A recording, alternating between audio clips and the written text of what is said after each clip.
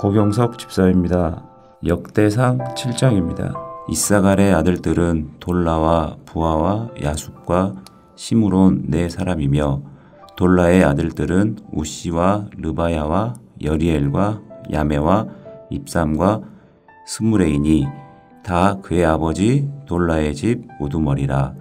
대대로 용사이더니 다 윗대에 이르러는 그 수요가 22,600명이었더라. 우시의 아들은 이스라이야요 이스라이야의 아들들은 미가엘과 오바댜와 요엘과 이시야 다섯 사람이 모두 우두머리며 그들과 함께 있는 자는 그 계보와 종족대로 능히 출전할 만한 군대가 36,000명이니 이는 그 처자가 많기 때문이며 그의 형제 이사갈의 모든 종족은 다 용감한 장사라. 그 전체를 계수하면 87,000명이었더라. 베냐민의 아들들은 벨라와 베겔과 여디아엘 세 사람이며 벨라의 아들들은 에스본과 우시와 우시엘과 여리목과 일이 다섯 사람이니 다 그 집의 우두머리요 큰 용사라. 그 계보대로 계수하면 22,034명이며 베겔의 아들들은 스미라와 요아스와 엘리에셀과 엘요에네와 오므리와 여레목과 아비야와 아다독과 알레메시니 베겔의 아들들은 모두 이러하며 그들은 다 그 집의 우두머리요 용감한 장사라.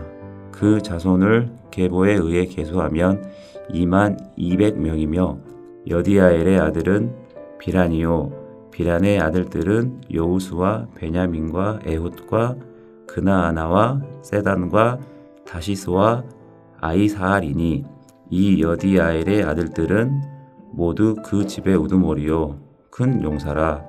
그들의 자손 중에 능히 출전할 만한 자가 17,200명이며 이르 아들은 숫빔과 훗빔이요 아엘의 아들은 후심이더라. 납달리의 아들들은 야시엘과 구니와 예셀과 살루미니 이는 비랄의 손자더라.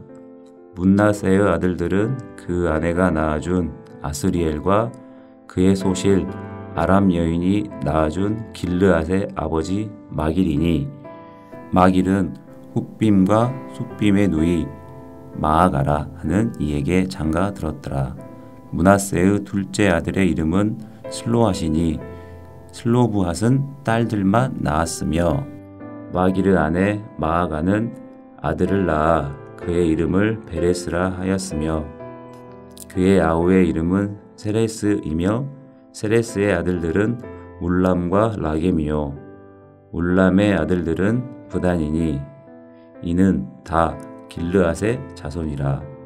길르앗은 마길의 아들이요 문하세의 손자이며 그의 누이 함몰레겟의 이스옷과 아비에셀과 말라를 낳았고 스미다의 아들들은 아히안과 세겜과 니키와 아니암이더라. 에브라함의 아들은 스텔라요 그의 아들은 베렛이요 그의 아들은 다하시요 그의 아들은 엘르아다요 그의 아들은 다하시요 그의 아들은 사바시요 그의 아들은 스텔라며 그가 또 에셀과 엘르앗을 낳았으며 그들이 가드 원주민에게 중입을 당하였으니 이는 그들이 내려가서 가드 사람의 짐승을 빼앗고자 하였음이라. 그의 아버지 에브라임이 여러 날 슬퍼함으로 그의 형제가 가서 위로하였더라. 그리고 에브라임이 그 아내와 동침함에 임신하여 아들을 낳았으니 그 집이 재앙을 받았으므로 그의 이름을 부리아라 하였더라. 에브라임의 딸은 세에라이니 그가 아래 윗성 베도론과 우세세라를 건설하였더라.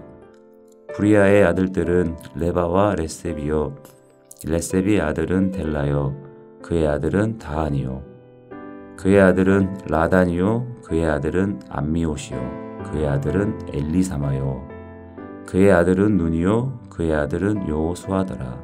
에브라임 자손의 토지와 거주지는 베델과 그 주변 마을이요 동쪽으로는 나아란이요 서쪽에는 겟셀과 그 주변 마을이며 또 세겜과 그 주변 마을이니 아사와 그 주변 마을까지이며 또 므낫세 자손의 지게에 가까운 베스안과 그 주변 마을과 다아낙과 그 주변 마을과 무깃도와 그 주변 마을과 돌과 그 주변 마을이라. 이스라엘의 아들 요셉의 자손이 이 여러 곳에 거하였더라. 아셀의 아들들은 임나와 이스아와 이스비와 부리아요. 그들의 매제는 세라이며 부리아의 아들들은 헤멜과 말기엘이니 말기엘은 비르사잇의 아버지이며 헤멜은 야블렛과 소멜과 호담과 그들의 매제 수아를 낳았으며 야블렛의 아들들은 바삭과 비람과 아스왓이니 야블렛의 아들은 이러하며 소멜의 아들들은 아이와 로가와 호바와 아람이요 그의 아우 헬렘의 아들들은 소바와 임나와 셀레스와 아말이요 소바와 아들들은 수아와 히르네벨과 수알과 베리와 이므라와 벳셀과 톳과 사마와 실사와 이드란과 부에라요 예델의 아들들은 여분네와 비스바와 아라요 울라의 아들들은 아라와 한나엘과 니시아이니 이는 다 아셀의 자손으로 우두머리요 정성된 용감한 장사요 방백의 우두머리라. 출전할 만한 자를 그들의 계보대로 계수하면 26,000명이었더라. 하늘에 계신 우리 아버지여, 이름이 거룩히 여김을 받으시오며 나라가 임하옵시며 뜻이 하늘에서 이룬 것 같이 땅에서도 이루어지이다. 오늘날 우리에게 일용할 양식을 주옵시고 우리가 우리에게 죄 지은 자를 사하여 준 것 같이 우리 죄를 사하여 주옵시고 우리를 시험에 들게 하지 마옵시고 다만 악에서 구하옵소서. 대개 나라와 권세와 영광이 아버지께 영원히 싸움나이다. 아멘.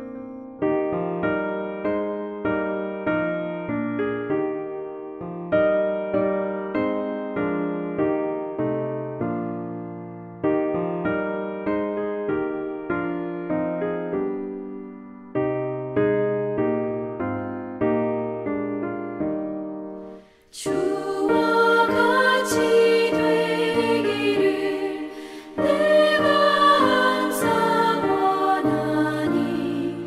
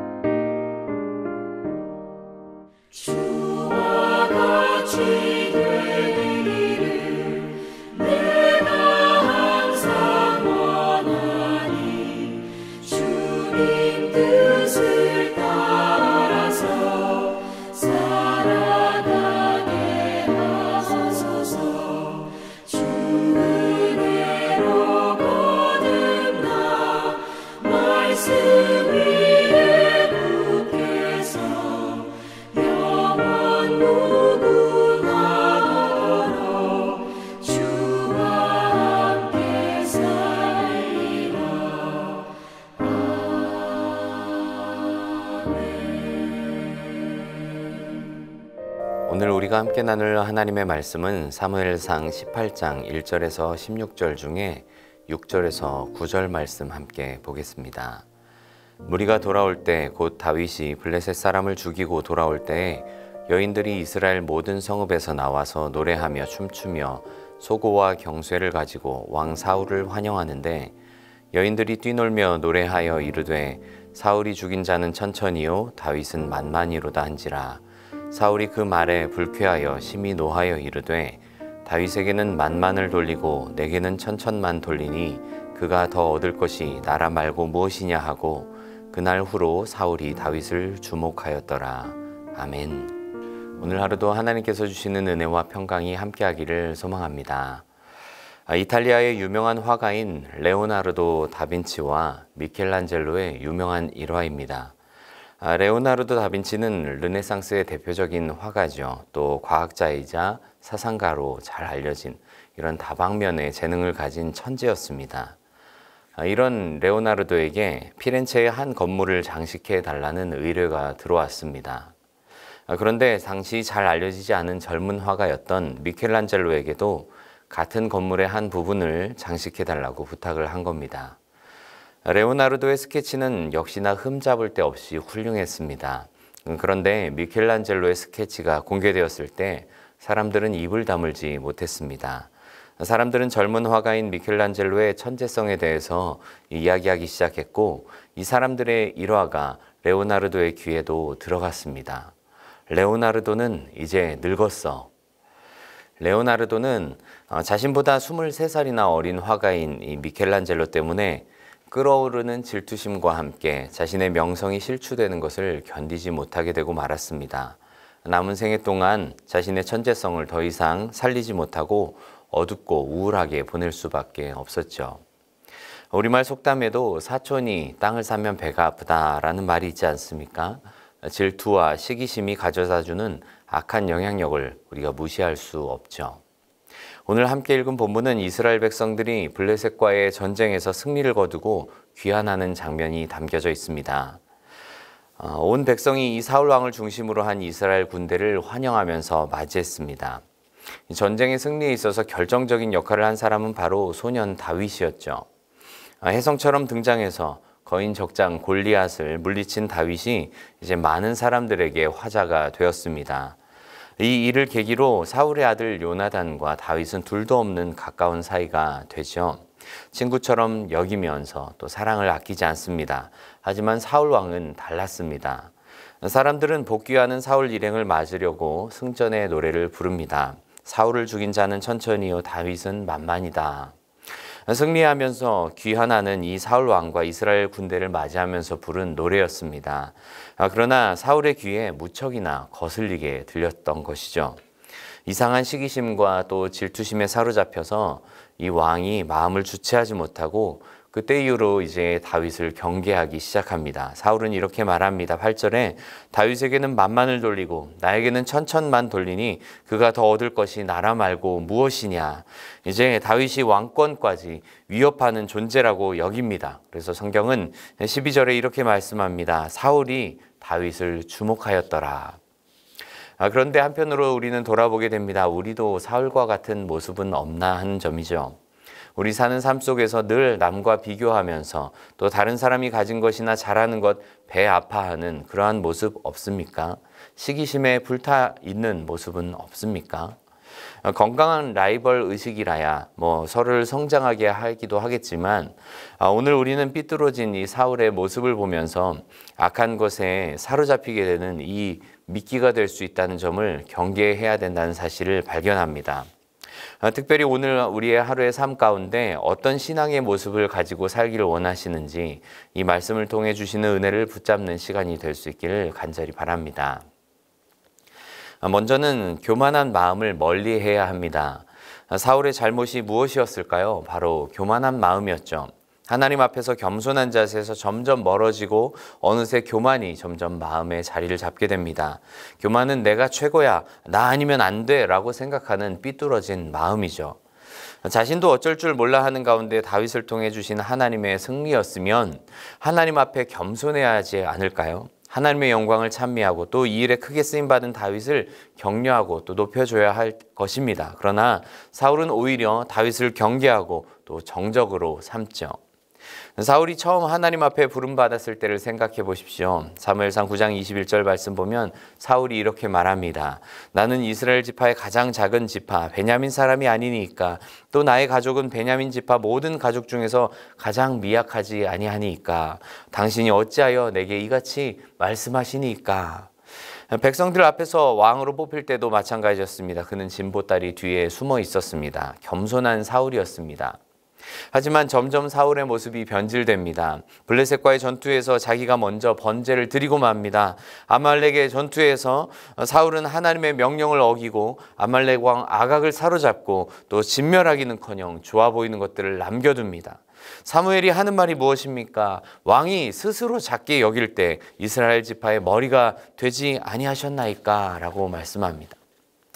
심지어는 사울의 마지막이 될 수밖에 없었던 이 길보아산 전투 때는 하나님 찾지도 않고 신접한 여인을 찾습니다. 이 사울의 잘못된 교만이 결국 자신을 죽음으로까지 데려가게 된 것이죠. 잠언 6장 16절 이하의 말씀을 보면 이렇게 말씀합니다. 여호와께서 미워하시는 것 곧 그 마음에 싫어하시는 것이 67가지이니 라고 말씀하면서 가장 먼저 언급하는 것이 바로 교만함이라고 말씀합니다. 또 잠언 16장 18절은 이렇게 말씀합니다. 교만은 패망의 선봉이요 거만한 마음은 넘어짐의 앞잡이다 라고 말씀합니다. 뭔가 내 인생이 자꾸만 다른 방향으로 미끄러져 간다라는 생각이 들 때 우리는 이것을 기억할 수 있어야 합니다. 혹시나 내가 하나님 싫어하시는 교만함에 사로잡혀 있지는 않는가 하는 것이죠. 사랑하는 성도 여러분, 우리 인생이 질투와 시기심에 사로잡히지 않기 위하여서 끊임없이 하나님 앞에서 겸손한 신앙의 자세를 견지하면서 살아갈 수 있는 우리 모두 될 수 있기를 바랍니다. 둘째로 잘못된 오해, 이 오해가 바로 이런 질투와 시기심을 불러올 수 있음을 기억해야 한다는 사실이죠. 사울이 결정적으로 다윗에 대한 악한 마음을 품게 된 계기가 무엇이었냐 하면 이 개선 행렬을 축하하면서 부른 여인들의 노래 때문이었습니다. 뭐라고 노래합니까? 사울이 죽인 자는 천천히요 다윗이 죽인 자는 만만이로다 라고 노래하죠. 그런데 사실 이 천천과 만만은 단순히 숫자적인 비교를 하자고 부르는 노래가 아닙니다.